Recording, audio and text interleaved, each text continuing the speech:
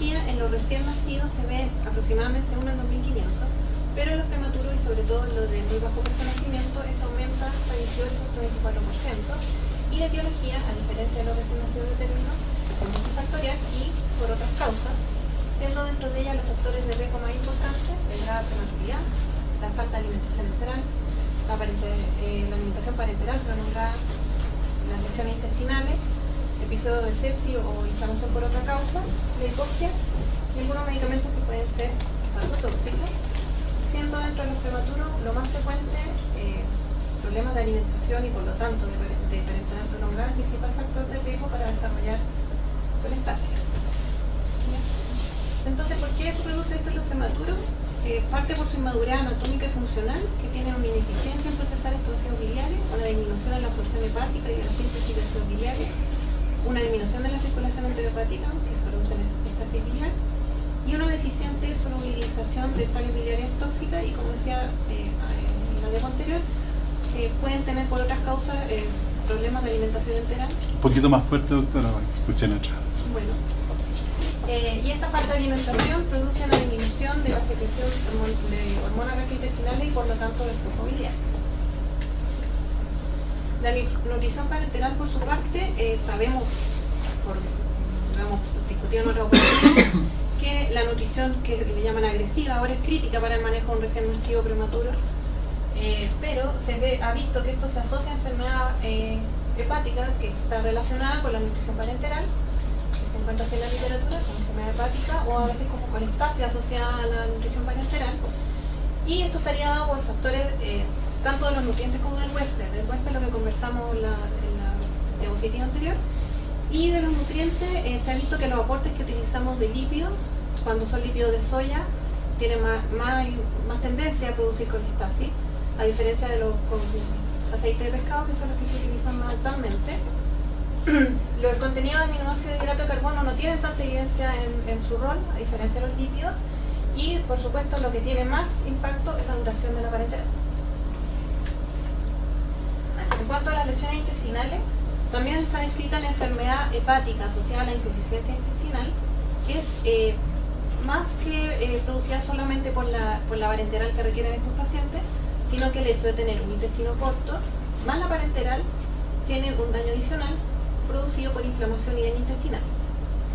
Se describe que en un niño que tiene un intestino corto se produce un sobrecrecimiento bacteriano que produce cambio en la microbiota intestinal.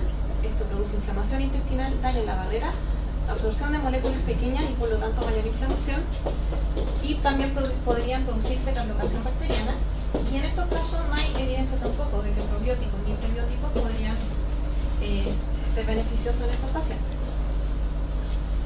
En cuanto a la sepsis, la inflamación sistémica también se asocia a esta enfermedad hepática asociada a la nutrición parenteral. El estudio en animales ha identificado proteínas proinflamatorias que inhiben el transporte hepatocelular y producen fibrosis en células sinusoidales hepáticas. Y sabemos que los prematuros son especialmente susceptibles a las infecciones por la invasión que muchas veces están sometidos, por la estadía prolongada en el centro hospitalario, y en los pacientes que además tienen una falla intestinal se puede asociar el uso prolongado de catéteres, que aumenta el riesgo aún más de infecciones. Y en cuanto a fármacos que pueden asociarse a colestasia, tenemos el fluconazol, que lo utilizamos en ocasiones profilácticos en algunos pacientes, sobre todo en la metodología, y también se asocia con corticoides, pero ahí no queda clara si es causa o se relaciona que son pacientes que han evolucionado más grave, y por eso, por otras causas, digamos, multifactorial, se produce la colestasia, no necesariamente por el uso de los corticoides. En resumen, se ha visto que esta enzima que está en el hepatocito es inducible por las sales biliares, se absorbe las sales biliares en el hepatocito, se induce esta enzima. Esta enzima induce la expresión de estos receptores para captar más sales biliares y de esa manera producirse la absorción acá, y también estimulan la expresión de estos transportadores que producen la excreción de bilirrubina conjugada y de ácidos biliares hacia los ductos biliares, y inhiben la síntesis de nuevo de sales biliares a partir del colesterol. Y esta enzima es inhibidas por la sepsis, por los fitoesteroles, que son derivados de los lípidos de soya principalmente, y por la nutrición parenteral. Entonces, por este mecanismo sería que todos los factores que mencioné anteriormente hacen que se produzca esta colestasis del prematuro, que es distinta a la del recién nacido de término. ¿Ya? Ahora, siempre hay que considerar que un recién nacido prematuro puede de todas formas presentar las otras patologías que son similares al recién nacido de término, que son en general esta que es bastante larga, y lo que recomiendan es que uno, teniendo un paciente que tiene la sospecha de que está dado su colestasis por todas estas causas, hacer un manejo médico hasta alcanzar aproximadamente los 2 kilos, y hay que pensar que pueden estar influyendo las otras causas potenciales como estas que están acá. ¿Ya? Entonces, ¿cuál sería el estudio que tendríamos que hacer en los niños? Definen la bilirrubina directa con más de 2 como el hallazgo laboratorio más precoz. Las transaminasas, sobre todo las GPT, son sensibles de daño hepatocelular, pero no tan específico, digamos, de que sea por una colestasis, a diferencia de la GGT, que es del epitelio biliar y por lo tanto indica disfunción de la vía biliar, y un marcador en desorden obstructivo, y nos sirve bastante a nosotros porque la fosfatasa alcalina en un prematuro puede estar aumentada por otra causa, sobre todo ósea, y en el caso de que están aumentadas por causa ósea la fosfatasa alcalina, la GGT se va a mantener normal, así que también nos sirve para distinguir entre estas dos patologías.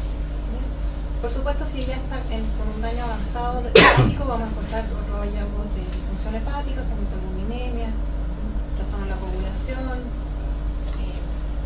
o glicemia.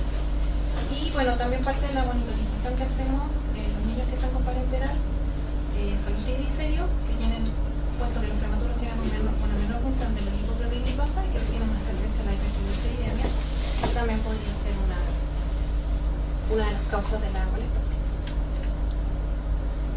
Y en cuanto a imágenes, siempre la primera línea es la ecotomina, que uno puede encontrar, bueno, describir el tamaño del hígado, la vesícula, encontrar cálculo, guado biliar, o encontrar otra causa como el colédoco.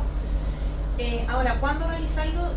Acá también recomiendan hacerlo según la clínica. Si uno sospecha que es secundario a la nutrición parenteral, un paciente que está con una parenteral prolongada, uno podría diferirlo, pero si no queda clara cuál es la causa, de todas maneras siempre el primer acercamiento es la ecografía abdominal.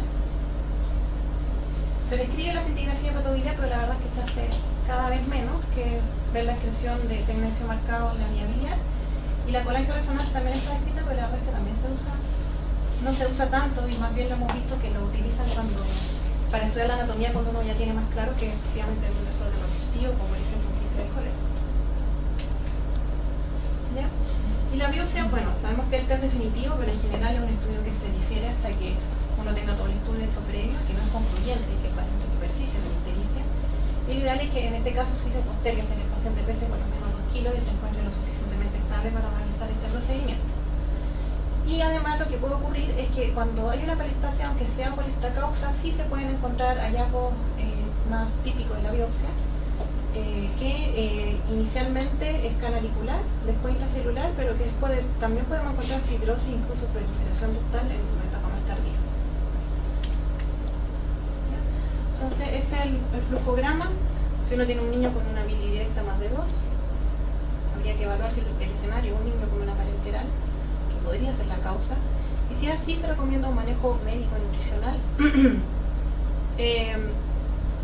hasta que se ha podido alimentar el niño y suspender la parenteral. Y si está resuelta, en tal caso uno sabe que esa era la causa y no requiere más estudio. Pero si no se resuelve, o el niño que inicialmente no impresionaba que era por esta causa, uno debe hacer el estudio de las causas que vimos que eran más frecuentes en los recién nacidos de término, dentro de ellos el estudio de infecciones, que puede ser bacteriana o TOC, el estudio de la hormona tiroidea, buscar déficit de alfa-1-antitripsina, el estudio metabólico, en algunos casos que se sospeche algún síndrome genético, estudiarlo. Incluso aquí mencionan estudiar fibrosis quística. ¿Ya? Y si no encuentro ninguna de esas causas, continuar el estudio con eco abdominal. Ahí uno podría encontrar un quiste colédoco, hace inmediatamente el diagnóstico. Dice si si se visualiza la vesícula, continuar el manejo médico y nutricional hasta los 2 kilos, y si aún así no está resuelto, y realizar recién una cintigrafía y según eso ver si requiere una biopsia. O sea, en general, como decía, primero descartar que no, si uno piensa que no es por parenteral, descartar las otras causas, la biopsia ya en la etapa final. Y esto es como de lo que más quería conversar, que nos ocurre a menudo, que no sabemos cuál es la evidencia del manejo de la colestasia en los prematuros. Y para mi sorpresa me encontré con la eritromicina, que es lo que conversamos la semana pasada, según las recomendaciones, por lo menos de esta guía, que es del año pasado. Así que bueno, ¿qué es lo que menciona esta guía? Que la eritromicina, como sabemos, estimula la motilidad gastroduodenal, y que había un estudio en prematuros que recomendaba su uso en la malatolerancia enteral para de esta manera disminuir el tiempo parenteral y por lo tanto de esa forma disminuir la colestasia. Y si uno revisa la guía de alimentación del prematuro, que es del año pasado, de la Organización Chilena de Pediatría, también la menciona en un niño que tiene mala tolerancia. Ahora, en esta en particular no especifica en qué pacientes, de qué edad gestacional, pero esta es una guía que está hecha para prematuros, y lo que conversamos la semana pasada era que no tenía tanta evidencia en menores de 32 semanas. Entonces, encontré esta revisión que evalúa los estudios que se han hecho últimamente al respecto. En resumen, no se usa nunca de profilaxis la eritromicina, sino como rescate en un niño que tiene mala tolerancia enteral. Estos 3 estudios por lo menos son dosis baja y no tuvieron ningún beneficio. Pero en estos otros 4 estudios con dosis baja, los beneficios se vieron solamente en menores de 32 semanas. Pero con dosis intermedia o alta, sí facilitaron la alimentación enteral. Aquí en la dosis llamada intermedia es la que usamos, la que sale en la Neofax, que son 10 miligramos por kilo, y después se baja a 4. Y estas dosis altas son realmente altas, la dosis antibiótica. ¿Ya? Pero llama la atención que con la dosis intermedia, como se menciona acá, además de lograr facilitar la alimentación, lograron efectivamente de manera significativa reducir los días de parenteral. Y este otro, además de disminuir la parenteral, disminuyeron la colestasia asociada a nutrición parenteral, disminuyeron la nutrición de la parenteral, como dije, y además disminuyeron los números de episodios de sepsis, probablemente secundarios, que son niños que estaban menos invadidos ya que requirieron menos tiempo parenteral. Ahora, como el autor es el mismo, que revisar este estudio, que es precisamente el que nombran acá.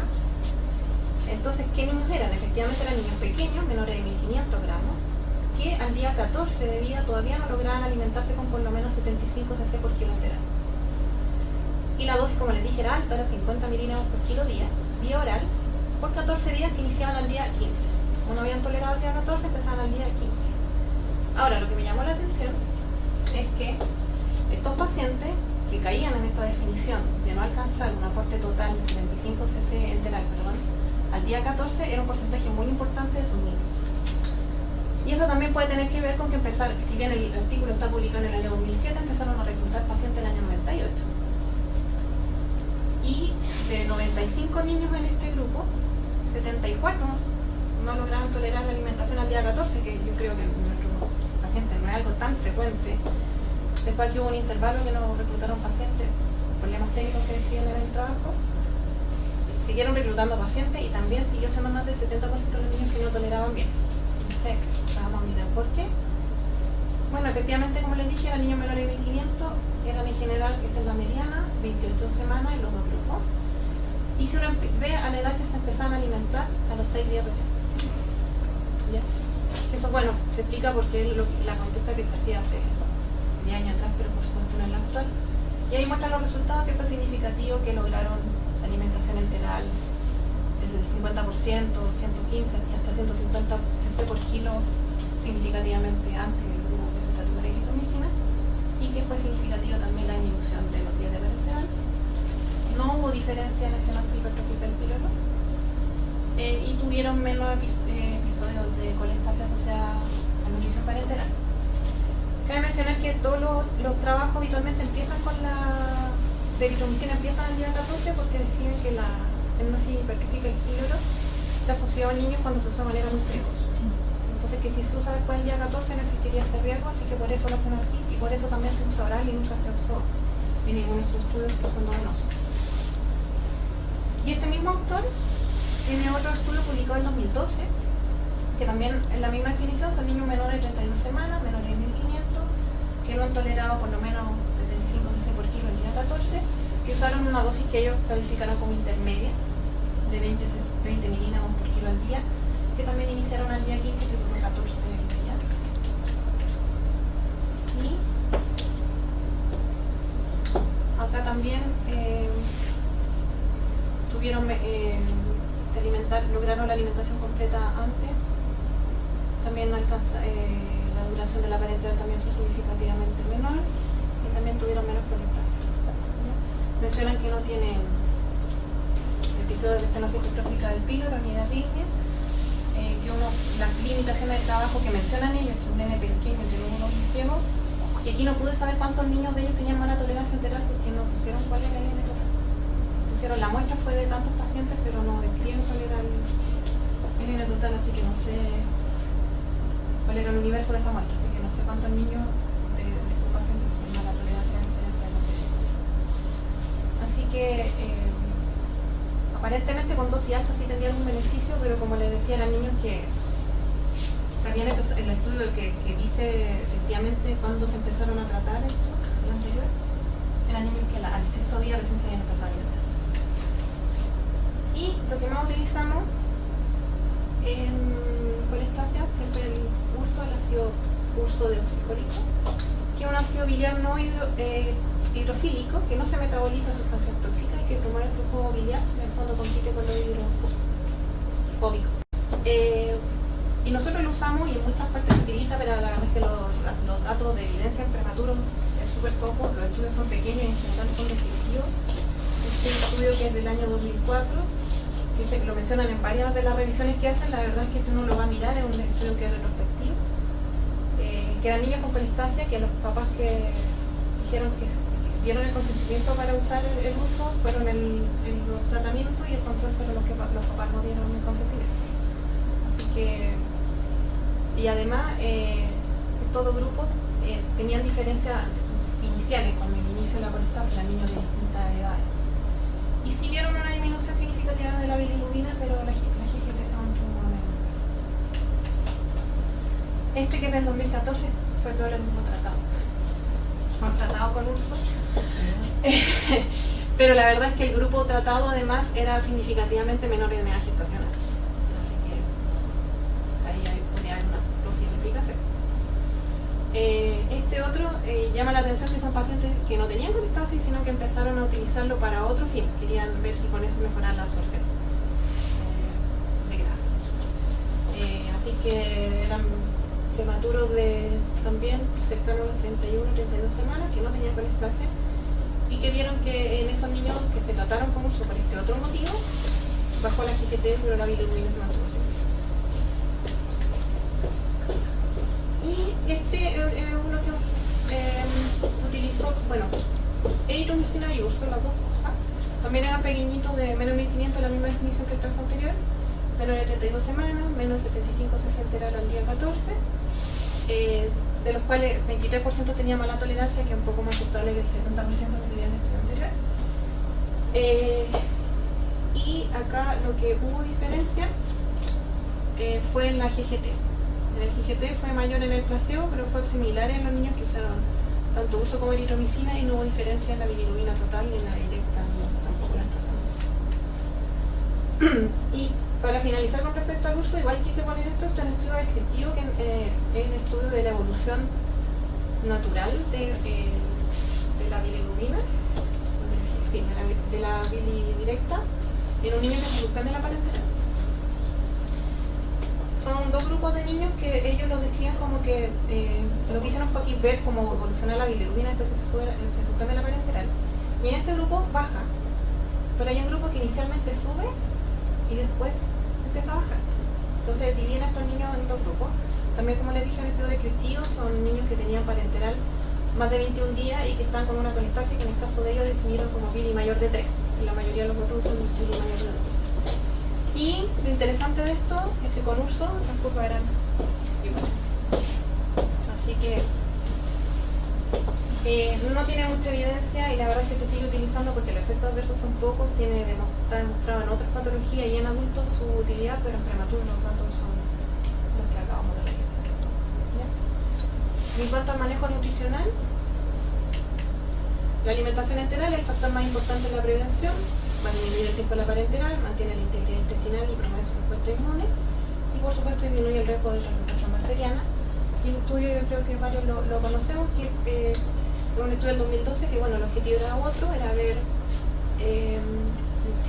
la diferencia en los niños que se alimentaban de manera precoz, que era el segundo día o tardía, que era el día 6.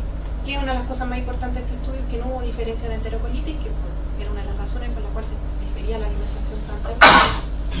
Así que se vio que no era un problema eso. Y sí lo que se encontró es que los niños que se alimentaban de manera precoz tenían significativamente menos colestasia y menos días de nutrición parenteral, por supuesto. En cuanto al ciclado de la parenteral, la verdad es que, bueno, esto de suspender la parenteral por 4 o 6 horas al día, los datos son mixtos, en otras edades hay bastante evidencia, pero en los prematuros hay mucha precaución, sobre todo por el riesgo de hipoglicemia en los pacientes pequeños. Y en esta revisión mencionan que hay un estudio que no mostró beneficios, pero lo fui a mirar. Y el ciclado que hacen, esto que me llamó la atención, que el que llaman continuo, recibían aminoácidos y glucosa a las 24 horas, pero los lípidos tampoco los recibían 24 horas como nosotros, sino que los lípidos eran 18 horas al día. Y lo que hacían en el ciclado era mantener los mismos lípidos 18 horas, bajar los aminoácidos a 20 horas al día, y la glucosa mantenerlo por 24 horas para así asegurarse que estos pacientes tan chicos no hicieran episodios de hipoglicemia. Porque si uno ve, son chiquititos, miren, 26 semanas, de 800 gramos. Yo creo que a todos nos daría miedo suspenderle la parenteral 4 horas a un bebé tan pequeño, pero lo que hicieron ellos fue eso, igual mantener el aporte de glucosa y bueno, no encontraron ninguna diferencia. Entonces se podría explicar por qué esto ya estaba suspendido varias horas al día.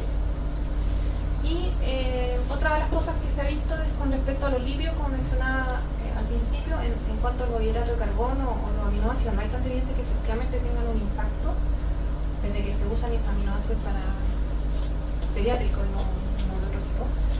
Pero sí en los lípidos, con respecto a que los lípidos que son a base de soya se saben, como dije al principio, que tienen más tendencia a la colestasia. Pero de todas maneras la evidencia no es tan concluyente. Hay un estudio de lactantes con patología quirúrgica que sí tuvo una disminución, pero hay otro que es en prematuro que no mostró ninguna diferencia. Ahora hay que tener en cuenta que lo que utilizaron ellos son solamente lípidos de soya, después vamos a hablar de los tipos de lípidos. Y lo que sí, por supuesto, disminuir la cantidad de lípidos produjo una disminución en el aporte calórico y este estudio sí revisó que no hubo ningún impacto en el incremento ponderal de estos niños. Pero sabemos que los lípidos no son solamente calorías, sino que tienen muchas otras funciones, sobre todo en los prematuros, así que es algo que hay que tener presente antes de pensar en disminuir a 1 gramo por kilo los lípidos en un prematuro. Y en cuanto a los tipos de lípidos, como les mencioné al principio, claro, los fitoesteroles tienen más riesgo de colestasia, pero los que son con aceite de pescado, como lo Vegaben, tienen alta contenido de vitamina E, que tienen un rol en sí mismo, en términos de la colestasia. Hay varios estudios con dosis bajas de lípidos, no hay muchos estudios a largo plazo en neurodesarrollo en las diferencias. Y este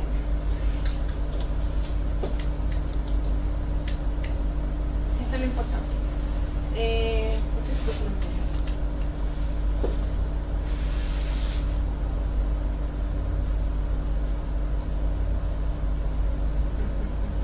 Claro.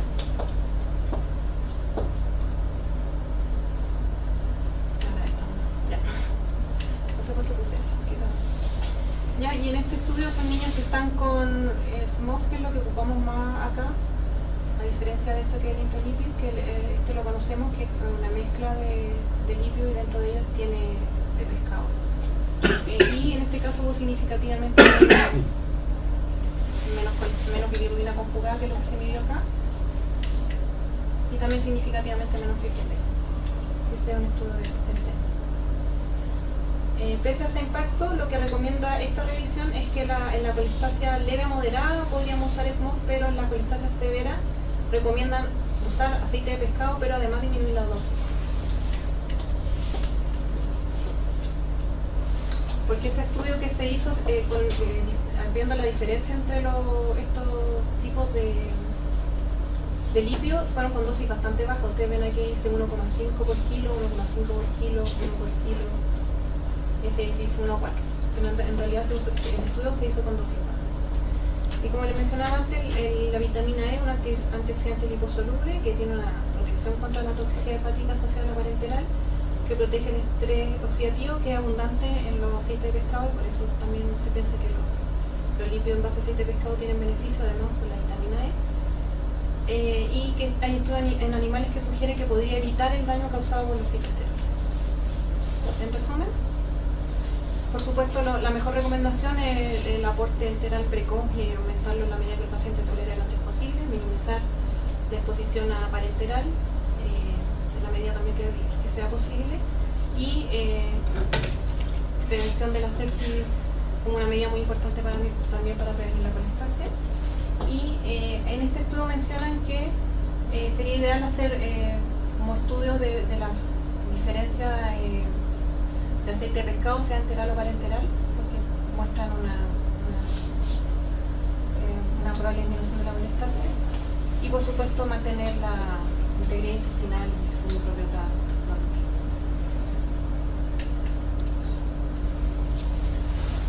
Preste la palabra.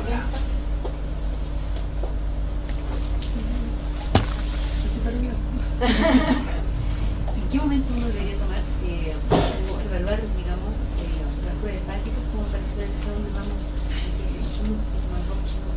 O sea, en donde mencionan el estudio no dice como una edad. Ya, un momento.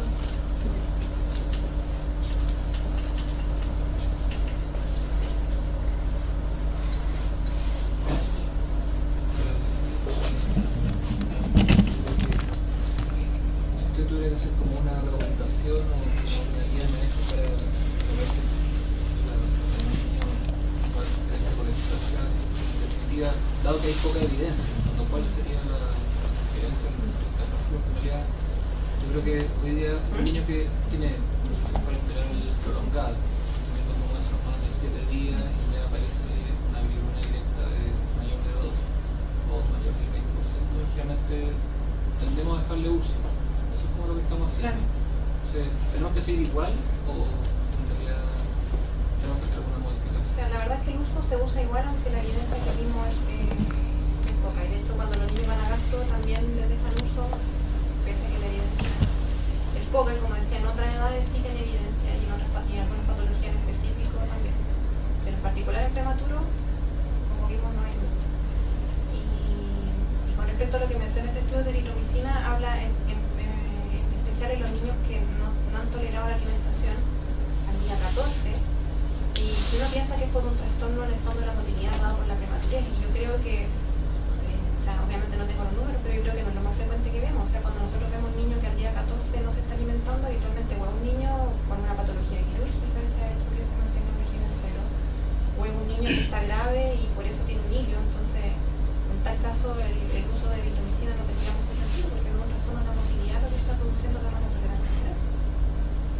Y ellos mencionan estos niños que se alimentaron de manera tardía y por lo tanto también tuvieron una mala tolerancia enteral, iniciar al día 14, bueno, al día 15, porque además la seguridad de la eritromicina del día 15 no está tan clara. Los niños que se usó de manera muy precoz la eritromicina está más difícil la presencia de estenosis hipertrófica activa. Entonces, en realidad, en la realidad de nosotros, yo no sé qué tan útil podría ser el uso de eritromicina.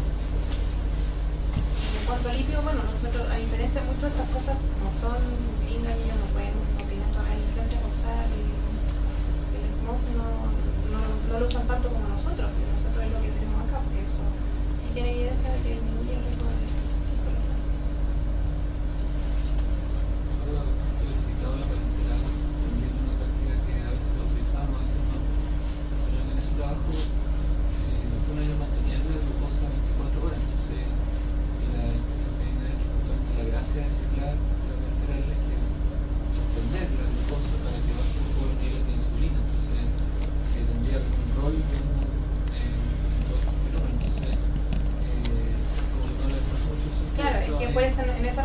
menciona, hay un estudio de ciclado, hay que revisar el ciclado, y en realidad el ciclado no era el ciclado.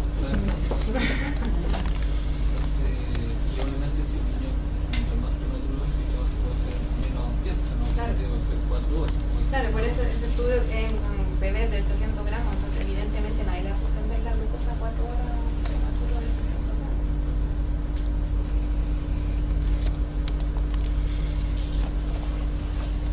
Bueno, le damos gracias a la doctora y un aplauso por la presentación. La próxima reunión que tenemos, el doctor Taborga va a hacer su presentación de los resultados de retinopatías acumulados desde que él está en el servicio.